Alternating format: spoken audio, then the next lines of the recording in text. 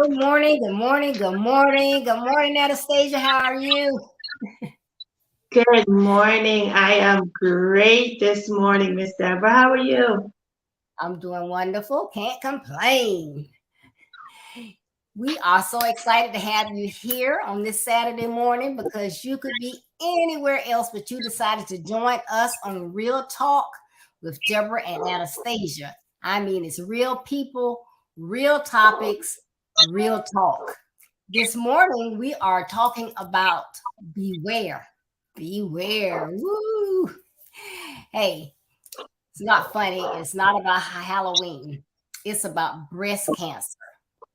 October is Breast Cancer Awareness Month, but breast cancer is a devastating illness that should be talked about each and every month. So this morning, it is our desire that you can learn the importance of who can be impacted, how to look for the signs, early detection, as well as breast augmentation. Once you've had it, it's still your body, it's still beautiful. So we are looking forward to having this conversation with you this morning because it is one that needs to be had. Anastasia? It is so great for us to explore this. I'm so happy that we are finishing off Libra season. Yes, we are, but we're still walking in the season of health and wellness and awareness and taking care of ourselves. And so this is a great topic today. I am loving what's happening with this platform. I'm loving what's being done through the social media network and through this outlet. It's just a wonderful thing. But we cannot let the month go by without us touching on the subject of, you know, body image and what it is actually and how it is that we get through our body's image and how we think of ourselves and how we feel about ourselves even after we've experienced breast cancer or outside of experiencing breast cancer. And so I think that we've got a great one for you guys today. Don't forget to like it, don't forget to share it, don't forget that everybody that has tatas needs to hear this conversation today. We've got to do it. Yes. And that includes males as well as females. Yes. Yes. So I'm going to talk about some of the dynamics of breast cancer. A lot of times, if it doesn't personally affect us or someone that we know, we don't bother to get any information. So I want to touch on a lot of the facts about breast cancer that are very, very essential and things that all of us should know. Well, first of all, breast cancer, the cells in your breast tissue divide and grow. And the way they grow, they don't grow normally. So it causes cancerous tumors to grow. And a lot of times they can be felt as a lump in your breast. However, the way that they grow, sometimes it can take 10 years for it to grow to the point that you could actually feel it. So just imagine that. It can be in your body growing, and although you do your exams, you may not know that you have a lump growing. That's why it's important as soon as you can get mammograms to get your mammograms because they can take a deeper dive into looking. There were 2.26 million women globally in 2020 that had cancer. 2.26 million. That's a lot of people. So we want you to know that it is a deadly disease. There are different stages, but it is something that you need to listen and take note of what can occur and what things to look for. So one of the things you might want to know, what are the symptoms? How will I know if you're saying that it can be growing and I won't even know? Well, if you have a new lump in your breast or even in your under your arms, your armpits, so they don't tell you to check there, but you need to check under your armpits as well. If you have a thickening or swelling on part of your breast, if you have irritation or dimpling, you look and you see it looks like you have your parts of your breast are sinking in. That's the dimpling of your breast skin. If you have redness or flaky skins in the nipple area of your breast, pulling in your navel, in your nipple, if you have pain, you begin to touch and there's pain there. That's not something that should occur.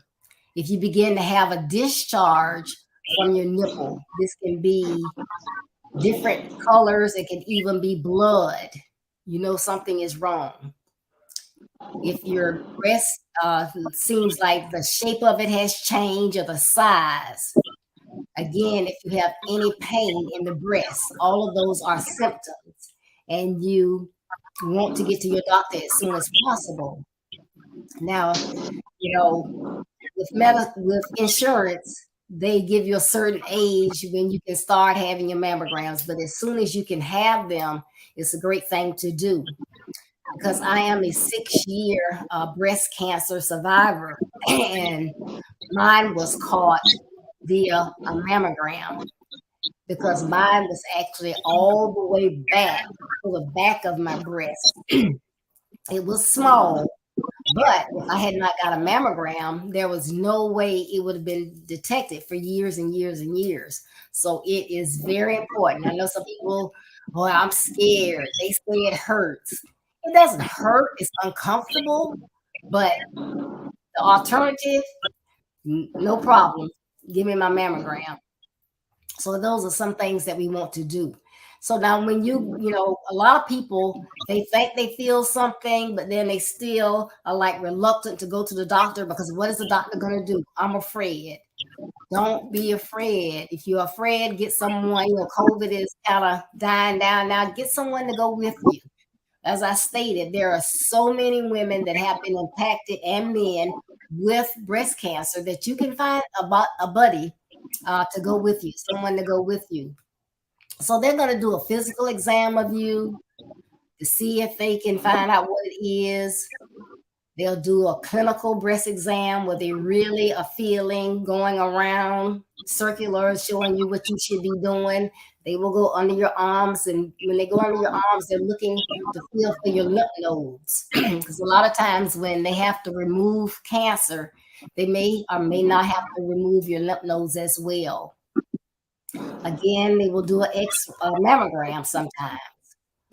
And again, that's just 2 plates of glass, and the machine moves around so it'll flatten your breast, and it moves in different directions, but it's to get that good picture of what's going on, and it can go back all the way back to the back of your breast. They will do ultrasounds. You may even have to get an MRI, and I know that word scares a lot of people, but when it comes to breast cancer and the impact that it can have on your life, it can be life or death. You want to go ahead and get these tests done. So if MRI is the only way that they can be sure and detect it, then it's important to allow that. They can do blood chemistry workup as well. And then in my case, of course, when they looked and they thought, well, here's something, then they did a biopsy, which meant they got some of the tissue out and looked at it, and it was malignant, cancerous. So I had to have a lumpectomy and some of my lymph nodes removed. And there are different ways that we do different types of biopsies. So it depending on how large the tumor may be, where it is, or whatever. But there are several different types of biopsies. Excision, so they may have to, go internally. They may be able to do it not so invasive. They have a core one where they remove the tissue with a wide needle. They have one where they use a finer needle. So there are different types. If the cancer is found, then they do further tests because they're going to ask you a lot of questions. Do you have breast cancer in your family? Any of your family members, parents, grandparents, sisters, brothers, your siblings, whatever. So they will do that. In my case, because I was adopted, they did genetic testing to see, what my treatment would be. So all of that is very, very important. So, if you are estranged from your family, you don't know your family history, you think you might know, that's information that you should gather and keep up with because, we never know when we're going to lose a loved one from our family. But all types of illnesses is very important to keep records of that. Who has diabetes, hypertension, liver disease, whatever. It has nothing to do with the breast cancer, but I'm just saying all of that is important to know when someone is ill. So, of course, there are different stages of cancer, and that is based on the size of the tumor, the type of breast cancer, where it's located. So all of that is based on the stages. And so they have to look at so much. And, it is, it's not, I wouldn't say it's a good experience, but you need the right group of people working with you because a lot of times as soon as they say breast cancer, you about lose your mind or you're believing it, but not believing it. So you want someone with you that can walk you through the process to make sure that you get all the information that you need. You can answer all the questions that you need to. So I had a lady that was assigned just to walk with me, make sure I got my appointments, make sure I was where I was supposed to be. Then the oncologist, because of, I guess, maybe not knowing my hereditary information, I had to have, although I had stage 1 cancer, I had to have radiation and chemo after I had the lumpectomy. So it just depends. Some people just have to have radiology. Some people have to have chemo. Some people have to have both. There are different types of chemo medications. There are different time periods that you have to get treatment. Like when I was getting radiology, I went twice a week. Some people may have to go 3 times a week. When I got chemo, I was only there about 2.5 hours. Some people have to get chemo. It takes them 6 to 8 hours. So it all depends. So there's a lot of information, and you want to make sure that it's something that you stay up to date with, because a woman's age, your health, your menstrual status, when you started, how you flowed, all these things can impact these when you're talking about the breast cancer. So you want to make sure that because when I talk about the statistics, you can see that prayerfully you will never have to be involved with it, but based on the statistics, if you don't have it, someone in your family or close friend may have it. So it's good to know the information so you won't be totally shocked, if it happens. So that's some of the information. Some other key points is after the breast cancer has been diagnosed and the tests have been done, breast cancer can spread. So that's another reason why you need to, look at some of this information ahead of time, because they find that the cancer can spread to other parts of your body, can come back. So you may have to take medication afterwards, as well as chemo and radiation. We hear a lot of times people say that the cancer has metastasized. So that means that it's gone over different parts of your body. And we would talk about the lymph nodes and the way that's described. The primary tumor spreads the cancer.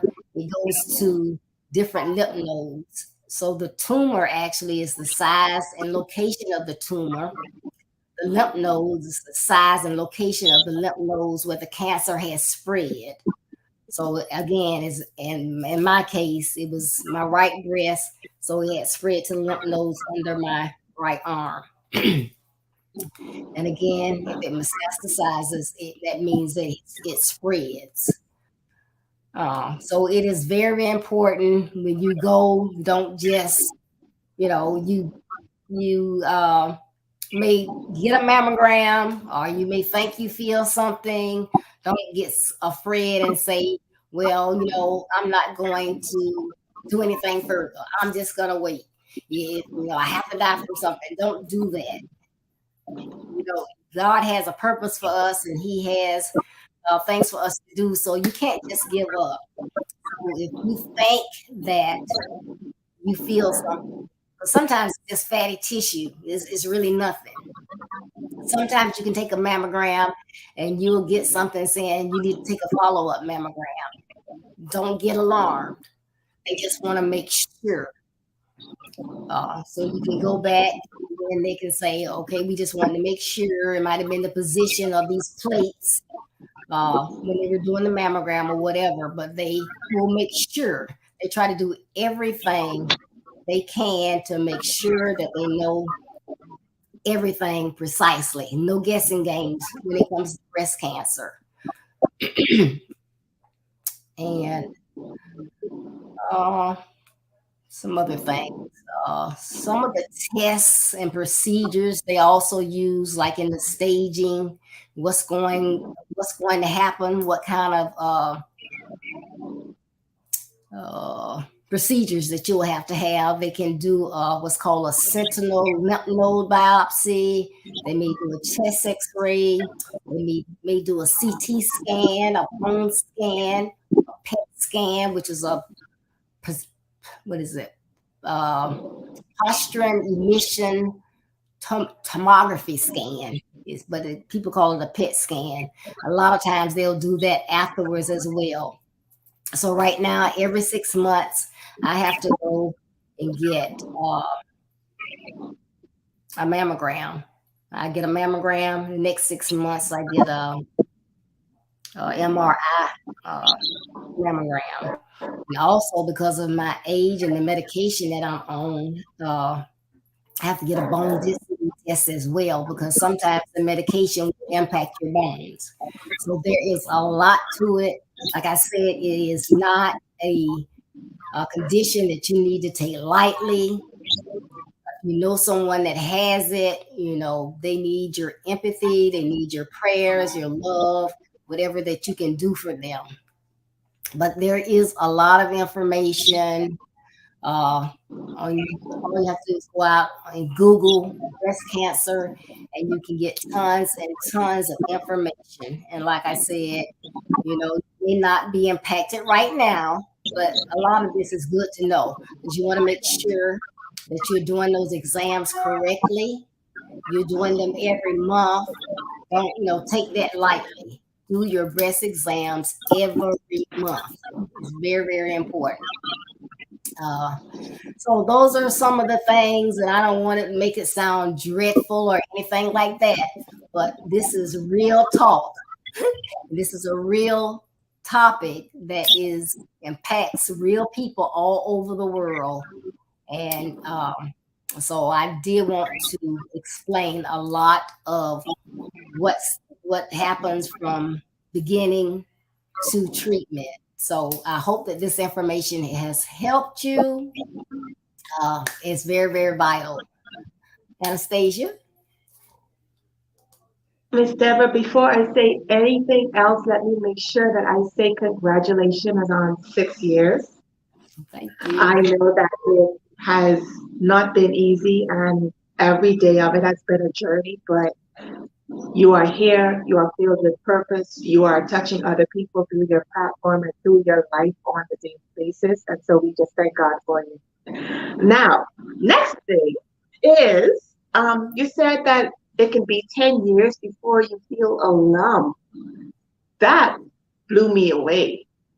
Along with Yeah. the fact that I'm sure there's a lot of people that do not know that men can get breast cancer too. I had an idea of that, you know. I made the little tatas joke earlier, but we don't really think about it. We don't really consider it. And so to then also know that it can be up to 10 years before you even feel anything in it, I believe that it only adds to our need to make sure that we get a mammogram. All My right. doctor is on me about it very regularly, very continuously. I'm one of those that I don't want to say take it lightly, but I do not take it as seriously as I should. And in listening to you and hearing some of the facts about it and some of the underlying things that happens with it, I do believe that I need to take it a lot more seriously. And then you also mentioned staying up to date with our body in paying attention to it and making sure that um, we realize, oh, hey, I have a spot here. I didn't have that there a few weeks ago. Like I have a different feeling here. I have a different feeling there. My body is giving me a response to something different. That's one thing that we have to stay up to date with. But I believe we also have to stay up to date with technology Mm-hmm. because as time goes on, there is more treatment. There are different types of treatment. I'm sure that 15 years ago, 20 years ago, when the conversation of the C word came up in any degree, whether it was bone or prostate or any other form, even though we are particularly talking about the breast today, you know, the it felt like a death sentence, which is why a lot of people still avoid the mammograms and they avoid the testing and things like that because they actually just don't want to know. But there is power in knowing. All right. And your presentation, the information, the details, the closeness of the situation to your very own life, it definitely lets us know there's definitely power in knowing. But if you are listening to this stream today, if you are viewing it, I am definitely going to remind you. I'm going to continuously remind you. Like it, share it. Someone needs to hear it. Someone needs to know about it. I'm sure that there's at least three things in what Miss Deborah just said that you didn't know before you started listening to this streaming this morning. And so there's someone else that needs that same information or maybe even more. Is there anything else that you would like to add to it, Miss Deborah? Oh no, I think that is it. But one thing I do wish that insurance companies would start allowing mammograms at an earlier age. You know. Mhm. Well, yeah, that would be great. And I don't want to say it, but I think that we all kind of know exactly how insurance companies are and kind of what their end game is and the way that they win a lot of times. So we won't get into that. We won't yes, we won't bash them. We won't call any names. We won't reveal any strategies. But I agree with you. I do believe that testing should be covered earlier, and it needs to be the information on it needs to be wider spread. But we're going to move into body image. So this is life after or life during breast cancer treatment, and a little bit of everyday life. But first, we have to know what is body image. So, body image is the way you perceive how your body looks. how attractive you feel, and how attractive you think others find you. The way you feel about your body image can affect your self esteem. It is only one part of your self esteem, but it can be a very crucial part of your self esteem. Being diagnosed with or treated for breast cancer is one of many experiences that can affect your body image and your self esteem. How you feel about your body image during and after treatment depends on a number of things. For example, your self esteem and body image can be related to the type of treatment you've had. It can change, you know. There are persons that lose weight, there are persons, no, I have not heard much cases of persons gaining weight. But I do know that there are many cases of people losing weight or getting sick because of the treatment and things like that. So, how you felt previous to it can be affected by what your body is currently going through, and then that will leave a lasting effect on your physical and emotional feelings afterwards. So, the first thing that we want to look at is managing your self esteem. So when we think about being able to manage it, we're trying to hold on to it in a sense. You want to make sure that you don't let go of yourself. You do not let go of the feeling that you've attached to yourself, the pride that you felt when you got dressed up, the pride that you felt when you got your new hairdo, the pride that you felt when you got your lashes and your nails and your toes done and everything like that. Holding on to your self esteem during the process is extremely important. So you have to acknowledge that you faced something that was hard to go through and be kind to yourself. Be kind to yourself. Remember that you are walking around with your own body. You're the one that's going through each and every step of it. There will be many people around you, or there may not be many, but there will be people around you that will help you, that will support you, and that will try to, take you through it. But you have to be kind to yourself and make sure that you don't forget that it is something hard. It's not something that everybody's going to be able to experience and empathize with properly. And so how you think of yourself and how you treat yourself is going to be very important. You have to allow yourself time to adjust to your body's changes. When after you've already lost weight, there may be periods where you gain a little bit of weight and you feel better because you've gained it, but you may lose it again. Like I said, there's a lot of changes that you're going to go through as you're going through treatment, and your body is going to respond to each treatment session differently. Or it may be just an unexpected thing. You're used to eating a particular thing or a particular way, and you're not able to do that anymore. So you're going to have to give yourself time as your body changes and as your body adjusts. You must remind yourself that messages in the media and our culture often show idealized female bodies, not the bodies of real women who have real life experiences. Whether you are experiencing this battle, whether you're walking through it or not, I believe that that is an important point for us to remember.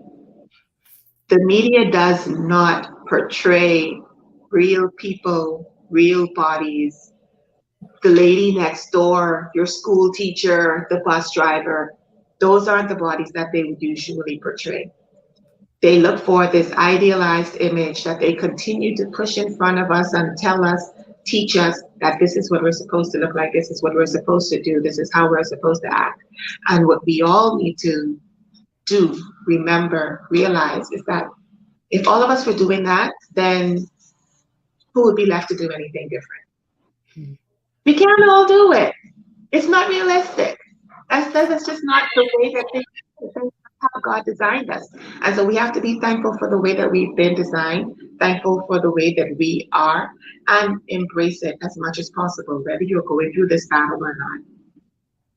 You must exercise and take care of your physical health. This also is whether you are on this journey or not. Ensure that you are taking care of yourself.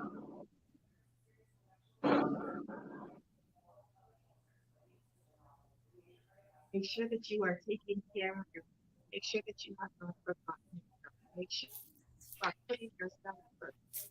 Your needs come first with physical people and spiritually after God. Did I get that right, Miss Deborah?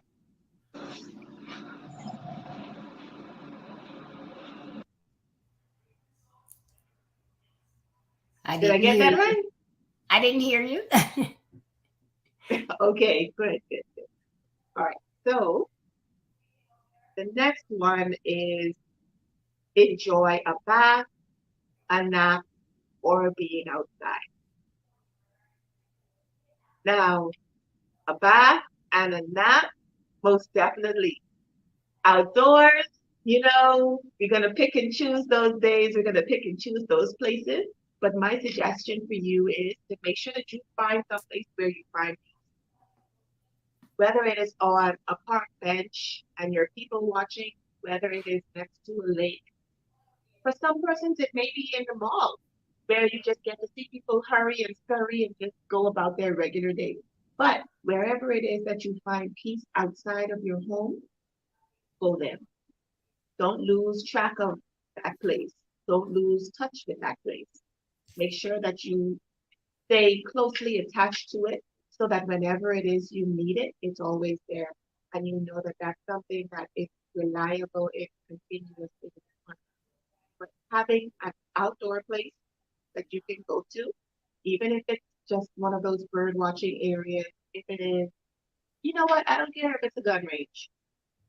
I don't care if it's a gun range. Wherever it is that you find peace, that's where you go. And so now that we've done doing things to manage your self-esteem, let's look at coping with the side effects of having to go through this journey, having to go through this path. So the first one that I have here is embracing baldness. Have y'all noticed that this is actually a trend now? Bald is beautiful, especially if you have the right head shape for it. Oh my. I did the cut for a lot of years. I did a mohawk for a lot of years, and I absolutely enjoyed it. It drove my mom crazy, but I loved it. The ease, the effortlessness of it, it was just great for me. Now I know that again, media gives us this perception that being feminine means that you have to have long hair flowing down the back, and when the wind blows, it's supposed to carry it away, and it's supposed to do this wavy thing and look all nice. Yeah, that's great because I've definitely had my time of extensions and weaves and everything like that too. It's great, but it's not you. It doesn't define you. It doesn't create you. It doesn't exemplify you from anything, and it doesn't create anything. It just has a feeling attached to it. And so if you can project that feeling onto another thing, another area, then it helps you with coping. Because, yes, I may have lost my hair, but my makeup skills have certainly improved lately. Or my shoe game is absolutely on point. Nobody can slay a sling back the way that I do. You know, Mhm. let's find other things to focus on if it is that you've gotten that attachment to your hair. And it may make you feel a certain way. I understand it definitely. But it doesn't define you. It hasn't created you, and it doesn't take away from you because it's no longer there. And so the next one is to get a tattoo to make any of the scars into something that is more meaningful to you. And this is not talking about a tattoo on your head. We already talked about the hair falling out. We're talking about the tattoo on your breast. Because as Miss Deborah mentioned, there are times when your stage will take you to, or your treatment will take you to having to have your breast or a part of it. And at some times that would include your nipple. Now I know that there are persons realistic nipple tattoos, like just particularly a nipple, if it is that is what you want, then you can get it. There are tattoo artists that do that. They match your skin tone and the previous pictures if you have any. You may have had a wild side while you were younger. You can have some pictures of it, or they may be able to create something for you. But also, if that's not an option, there are artists that do just really great work of things that are personally meaningful, as in you can get your children's names, their birthdays. You can get, I say a lot of people like to their children handprint, footprint, things like that, or whether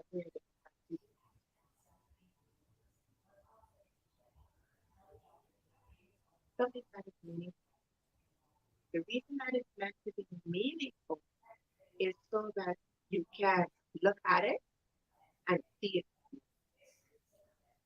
even though you do not have the same shape and aesthetic that you're used to having. When you do look at yourself and when you do look in the mirror, you're still got to see something beautiful thing. And so you got to make sure that it's something that's frivolous and that it's something that is personal. And then it is go flat. Choose not to have reconstructive surgery or after the mastectomy. Now, I know that this is definitely a difficult coping mechanism, but in the same way that some persons are able to just rock their bald head and love it, and some persons choose to do away, I believe that this is the same thing.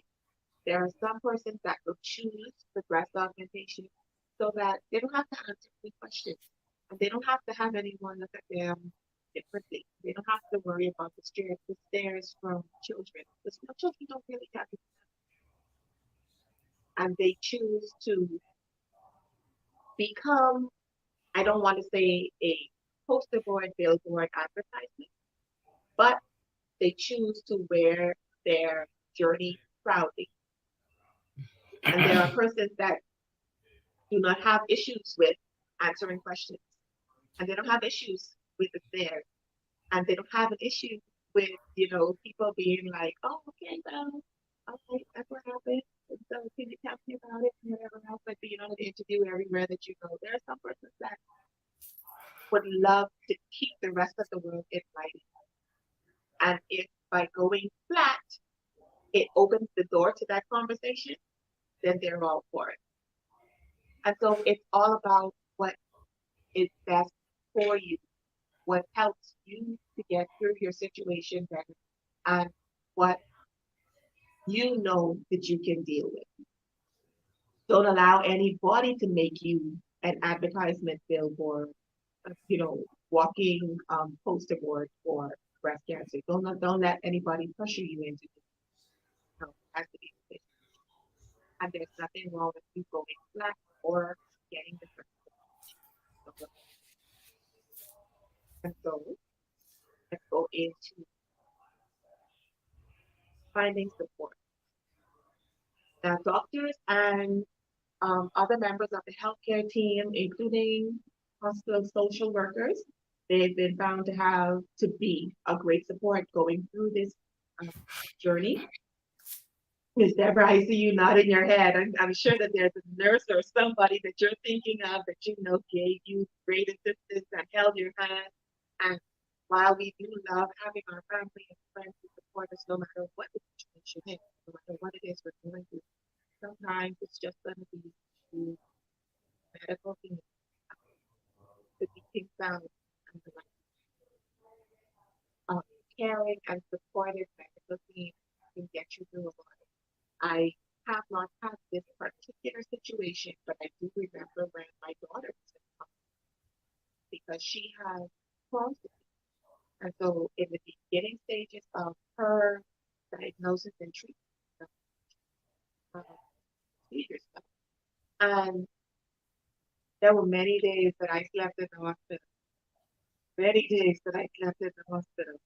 And me and my mom, we did like tag team shifts where she tag in and then I go home and I shower and I sleep for a little bit and then I gotta tag back in and then she go out to go do work and do some other stuff and whatever else and we just had to do a tag team thing going on. And there was this particular nurse, Miss Brown, who said she make it, strangely enough, because like I don't want to say for, someone of another country would be warmer or colder to you. I just feel like, that may be a significant point of information that, you know what, she's not from here. She's not a part of our culture. She's someone that grew up and was raised differently, but she was able to still empathize and still show her support and still, you, listen, that lady made me tea. She brought me crackers. She made sure that I had my pillow, my blanket, everything. And it was a part of my process while trying to help my daughter through her process. And so I know what great medical team can do for you. And another support system is support groups. They are on Facebook, they are on Instagram, they are nearly everywhere. Nearly. There are groups for things that you cannot even imagine. There's probably a group out there on Facebook for people who like that. There's probably a group on Facebook for people who prefer or there's probably a group for that. There's a group for everything on Facebook. Find your group. Now some of them are a little bit raw in their approach to the dissemination of information and things like that. They may give more pictures. They may be a bit more graphic.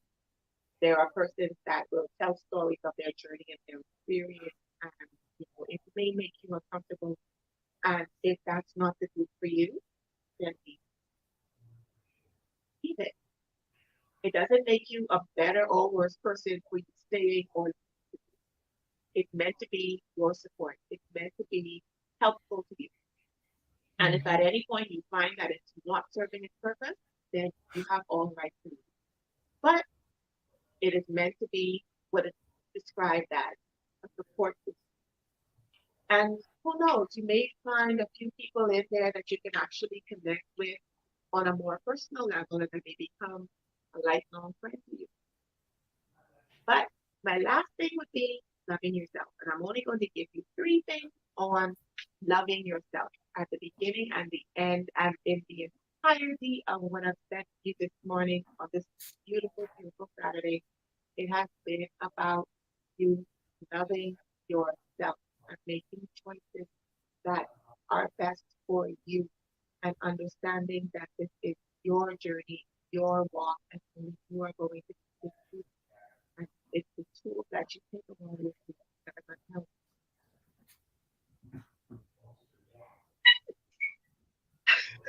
Bless you.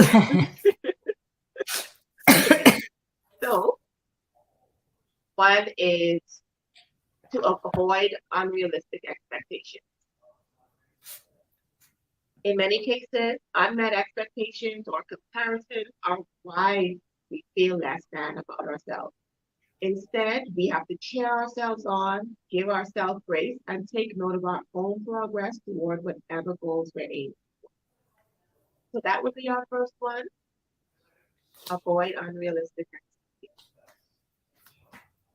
Our second one is seek harmonious balance. Once we've gotten into a bit of negativity, it can be easy to get tangled in it and start pointing out all the things that are wrong. For every negative thought or comment, try to balance it out with 2 positives. For example, we're out of hot water, but at least I have a warm robe to snuggle in and a new calming face mask to try and meantime. So for each one negative comment that you come up with, try to find 2 positive ones to knock it out about it. And then the last one is to practice gratitude. Losing sight of our blessings can put a spotlight on scarcity or what we feel are our shortcomings. That eats away at our positive energy and our we have to keep our blessings right. We have to make sure that we keep our eyes, our ears, our focus on what the end goal is. And the end goal is for us all to be able to get through each day kind of. That's all we're trying to do. Continue this journey called life and make sure we end it happy and happy. Now, whatever form that takes for you, whatever tools are needed for you to be able to do that, then let's figure it out. If you need assistance with that, you can message in the comments down below.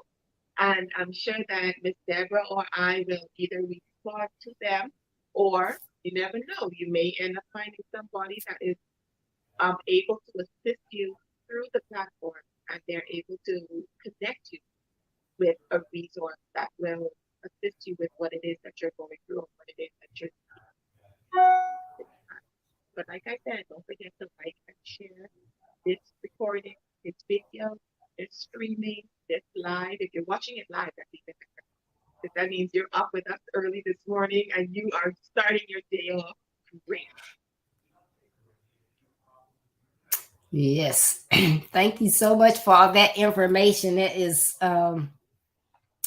so important. It's so, like you stated about social media, people see people on there and they think they want to look like those people, and that's not really how they look. If you see them, in their own skin, it will be totally different. So you have to love yourself for yourself.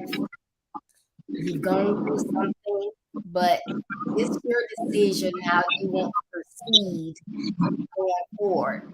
Um, like, you know, do you want to go bald? There's some beautiful women. They put on their earrings, gorgeous, just gorgeous. It's a choice. Uh, and in the research, the lady that had the tattoo, I would never have even thought of that.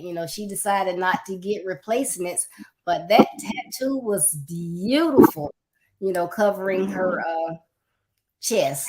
I mean, just beautiful. So it is important that you are comfortable with whatever you decide that you want to do, as far as if you want to get replacements, you don't, you want to get tattoos, you want a wig, you don't want a wig, whatever it is that you want to do, but know that you are still the person that you were before you went through all of that. And it's up to you. You're still beautiful. And whatever makes you comfortable, because sometimes what makes us comfortable may make somebody else uncomfortable. I know certain things I was okay with, but my youngest son would like flip out. So to appease him, I didn't. I didn't. I chose not to go ball, but because he was just freaking out. But but it's a choice, and it's just wonderful that they have all the like you say, we have to keep up with technology and all of that. So we're just blessed that they have come so far in their research that they have new medications, new procedures, and just to be able to get up there and ring that bell when you are finished with your treatment, that just says it all. It's just amazing. So yeah, don't give up on yourself and your body. Get your treatment, whatever it takes to get you through the the disease and get better, and then be you. But that was some great information, Anastasia. Thank you so much for covering that. No problem. All right. So again, you can go and look at this video again, share it with someone because you need to pass this on. As Anastasia has said before, pass the information on. It's relevant, it's needed. And again, this is males and females. So please, please, please share, share, share. So Anastasia, as we prepare to close, please tell everyone where they can find you and what you're up to. Well, I can be found on Facebook. I know that I talked about social media a little bit, but yeah, I can be found on Facebook and Instagram. If you're searching Be Becoming, it is a platform that deals in youth mentorship and career path advisement. And you can find me here also with Miss Deborah every fourth Saturday. You can find me with Coach Ricardo Miller on second Mondays. And you can find me on Facebook and Instagram, as I mentioned earlier, through the Be Becoming platform. Yeah, that was the last one. Wonderful, wonderful, wonderful. So I enjoy our talks each fourth Saturday. And as well, we have Chucks for Pearls and Earls, and we will be back on again in December, I believe. So that is another time that we are together. So thank you all so much for tuning in. Please visit my website at www.buildyourbestlife.org. There you can read my blog, see my calendar of events, learn more about Build Your Best Life. You can also see the services that I offer, which is coaching, consultation, speaking, webinar speaking. And you can get an autographed copy of my book, Build Your Best Life. I just order on the website, and you can get your autographed book quickly, even if you're in the Bahamas, because Anastasia has some over there. Yes, I do. Yes, I do. Yes. And so we appreciate you tuning in again today. And please make sure that you tune in on Tuesday for Build Your Best Life Talk. And we're going to have Pastor Sabrina Williams on. And our topic is going to be none of the above. None of the above. You have to tune in to find out what is going on. But we will be looking forward to seeing you. Again, please like this page. If you view via Facebook or Twitter, please, please, please still go out and subscribe to my YouTube page. I want to do some different things, and I need some subscribers out there on YouTube. So please subscribe to my YouTube Build Your Best Life page. And remember, as you travel on your road to being a better you, there will be distractions, pit stops, obstacles, rough terrain. Don't let any of those negative aspects of your journey stop you. Though they may slow you down, keep going to be a better you so that you can build your best life. And remember, building your best life is our business. That's not a slogan, it's our commitment. We love you. Be blessed. Stay safe. We will see you Tuesday. And Anastasia, I will talk to you soon. Take care. Bye-bye.